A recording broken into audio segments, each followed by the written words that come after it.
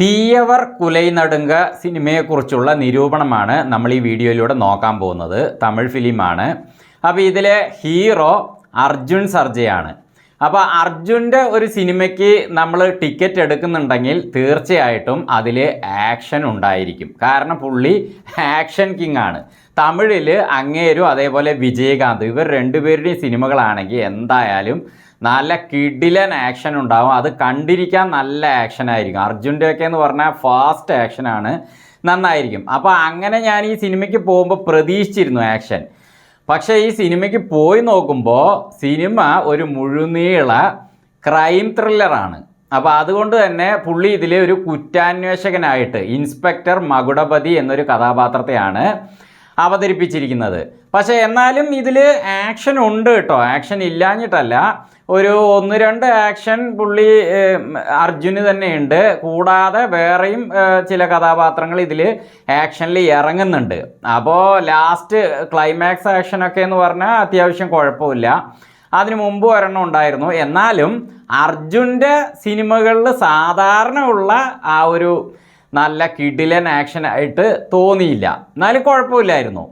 പിന്നെ പുള്ളിയുടെ ആ ഒരു ക്യാരക്ടർ എന്ന് പറഞ്ഞാൽ ഇതിലൊരു സൈലൻ്റ് ആയിട്ട് മൂവ് ചെയ്യുന്ന ഒരു ക്യാരക്ടറായിട്ടാണ് അർജുൻ ഇതിൽ അഭിനയിച്ചിരിക്കുന്നത്. അങ്ങനെ ഒരു കുറ്റാന്വേഷകനാണ്. എന്നാലും അങ്ങേരുടെ ആ ഒരു കുറ്റാന്വേഷണം ആകട്ടെ, അങ്ങേരുടെ ആ ഒരു എന്താ പറയുക, പുള്ളിയുടെ ആ ഒരു എപ്പോഴും ഉള്ള ഒരു സോഫ്റ്റ് ആയിട്ടുള്ള ഒരു അഭിനയമുണ്ടല്ലോ, അത് ഈ സിനിമയിലും ഉണ്ട്. അത് കുഴപ്പമില്ലാതെ പുള്ളി ചെയ്തിട്ടുണ്ട്. പിന്നെ ഈ സിനിമയിലെ ആ ഒരു മാറ്റർ അതൊരു സ്ട്രോങ് മാറ്റർ തന്നെയാണ് കേട്ടോ. നമ്മൾ മീഡിയകളിലൊക്കെ അതായത് ന്യൂസിലൊക്കെ എപ്പോഴും കേൾക്കുന്ന ഒരു നിത്യ സംഭവമായ ഒരു ക്രൈം തന്നെയാണ് ഈ സിനിമയിൽ അവർ എടുത്തിട്ടിരിക്കുന്നത്. അതൊരു നല്ലൊരു കാര്യമായിട്ട് എനിക്ക് തോന്നി. കാരണം എന്താണെന്ന് വെച്ചാൽ ഇത് എപ്പോഴും സംഭവിച്ചു കൊണ്ടിരിക്കുന്ന ഒരു ക്രൈം തന്നെയാണ്. അപ്പോൾ അതിനെക്കുറിച്ച് ജനങ്ങൾക്ക് ഇടയ്ക്കിടയ്ക്ക് ഇങ്ങനെ ഒരു സിനിമകളൊക്കെ വരുമ്പോൾ ഒരു അവബോധം കൊടുക്കുന്ന പോലെ എനിക്ക് ഈ ഒരു ക്രൈം കണ്ടപ്പോൾ തോന്നി. പിന്നെ ഈ സിനിമയിലെ ആ ഒരു സസ്പെൻസ് അത് കുഴപ്പമില്ലാതെ തന്നെ മുന്നോട്ട് പോകുന്നുണ്ടെങ്കിലും ഇടവേള ആയപ്പോഴേക്കും അവർ ആ സസ്പെൻസ് അങ്ങോട്ട് പൊട്ടിച്ചു. അപ്പോൾ ഇനി ഇവിടുന്ന് അങ്ങോട്ട് ഇനി എന്താണ്, ഇടവേളയ്ക്ക് ശേഷം ആ സസ്പെൻസ് ആദ്യം തന്നെ പൊട്ടിച്ചു കഴിഞ്ഞാൽ ഒരു സുഖം ഉണ്ടാവില്ലല്ലോ സിനിമ എന്ന് തോന്നിയെങ്കിലും സിനിമയിൽ ഇടവേളയ്ക്ക് ശേഷവും സസ്പെൻസുകൾ പിന്നീട് വരുന്നുണ്ട്. അപ്പോൾ ഇതിലെ മെയിൻ വില്ലൻ്റെ കാര്യത്തിലുള്ള ആ സസ്പെൻസൊക്കെ നമ്മൾ പ്രതീക്ഷിക്കാത്തത് തന്നെയാണ്. ആ മെയിൻ വില്ലൻ ഇയാളായിരിക്കും എന്ന് എനിക്ക് അങ്ങനെ അങ്ങോട്ട് എന്താ പറയുക ഗണിച്ചെടുക്കാൻ സാധിച്ചിട്ടില്ല അവസാനം വരെയും. കാരണം ഞാൻ പൊതുവേ സിനിമകൾ ഈ ക്രൈം ത്രില്ലർ മൂവികൾ കാണാൻ തുടങ്ങുമ്പോൾ തന്നെ അതിൻ്റെ സംഭവം എന്താണെന്ന് മനസ്സിലാക്കി. ഈ സിനിമ കാണാൻ തുടങ്ങി ഒരു 1/4 ഭാഗം കഴിഞ്ഞതും തന്നെ എനിക്ക് കാര്യം മനസ്സിലായി കേട്ടോ. ഏകദേശം സിനിമയുടെ ക്രൈം എന്താണ്, അതേപോലെ ഇതിൽ ആരൊക്കെയാണ് വില്ലന്മാർ എന്നൊക്കെ മനസ്സിലായി. മെയിൻ വില്ലൻ്റെ കാര്യത്തിൽ ഇവരൊരു സസ്പെൻസിന് വേണ്ടി അവസാനം അങ്ങനെ കൊണ്ടുവന്നു.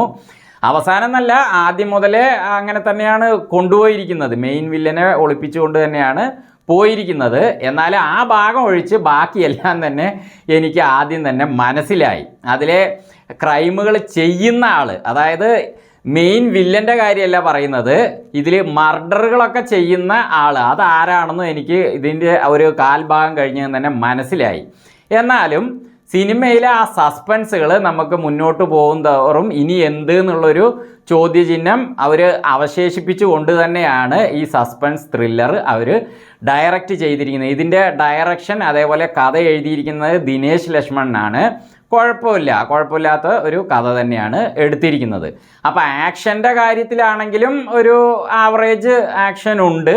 അതേപോലെ ആ ഒരു ത്രില്ലർ എന്ന ഒരു കാര്യം എടുക്കുകയാണെങ്കിലും കുഴപ്പമില്ലാത്തൊരു ക്രൈം ത്രില്ലറാണ്. പിന്നെ അർജുൻ ഇങ്ങനെ ഒരു സിനിമ ചെയ്യുമ്പോൾ നമ്മളെ നിരാശനാക്കാൻ സാധ്യത ഉള്ളതായിട്ട് എനിക്ക് ആദ്യം തോന്നി. കാരണം എന്താണെന്ന് വെച്ചാൽ വിജയ് ആൻ്റണിയുടെ ഇതേപോലത്തെ ഒരു ക്രൈം ത്രില്ലർ അടുത്ത് ഞാൻ കണ്ടിരുന്നു, മാർഗൻ എന്ന് പറഞ്ഞിട്ടൊരു മൂവി. അപ്പോൾ അതിലൊക്കെ പുള്ളിക്ക് വലിയ റോളില്ലായിരുന്നു. അപ്പോൾ അതുപോലെയൊക്കെ ആയിപ്പോവോ ഇതും എന്ന് കരുതി. കാരണം ഇതിലെ തമിഴിലുള്ള ആക്ഷൻ ഹീറോസൊക്കെ ഇത്തരം സിനിമകളിൽ ഇറങ്ങുമ്പോൾ പിന്നെ നമ്മൾ പ്രതീക്ഷിക്കുന്ന കാര്യം അതിൽ ഉണ്ടാവില്ലല്ലോ എന്ന് തോന്നി. പക്ഷെ അങ്ങനെയില്ല കേട്ടോ.